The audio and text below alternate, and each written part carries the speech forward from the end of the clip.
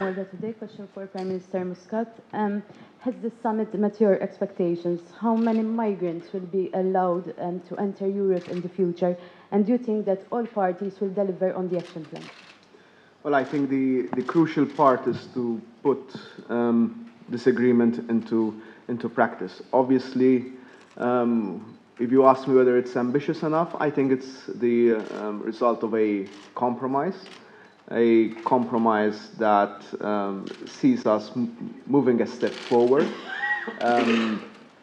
I do hope that it shows also the great will of goodwill that there is from the European side, and I must say from a substantial part of the African side.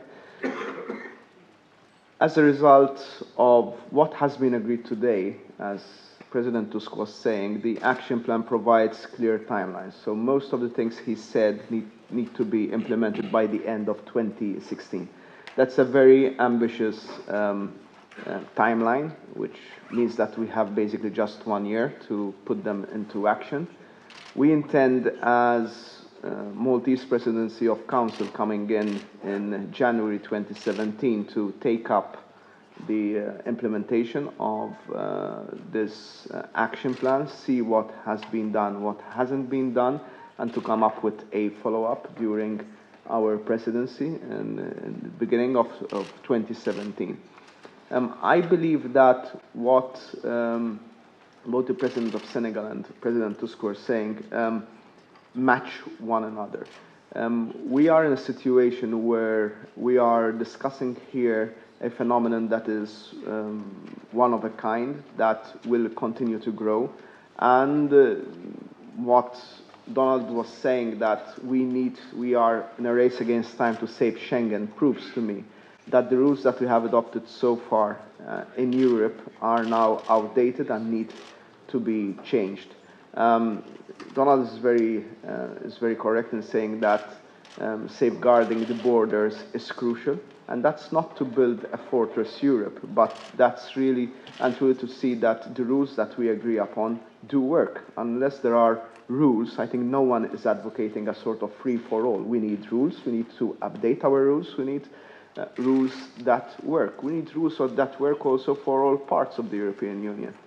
So while some of our member states might opt to erect fences and walls, and I think that history has shown us in the past that walls and fences have never succeeded to be more than short-term measures, and people dig tunnels underneath the walls and go around the fences. Especially on the sea. Exactly. It's very difficult for us to build a wall on the sea. It's very impractical. I don't think the technology exists, and we wouldn't aspire to do that.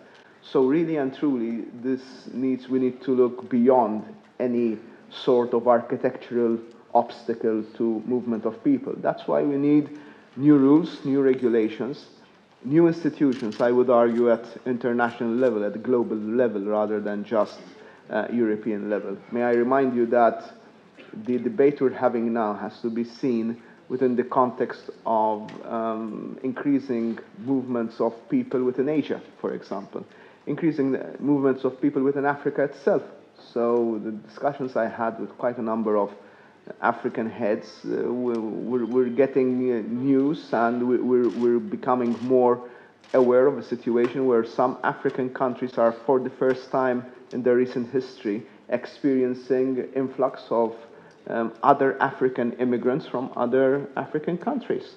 So there is an obvious need for new rules. I must say again, to end on a positive note from my side, I do believe that despite what we might say about Europe, despite the dissonant voices amongst us, this is the first time that there is a group of countries that is acting together to try to do something about migration. And I think we should be proud about that.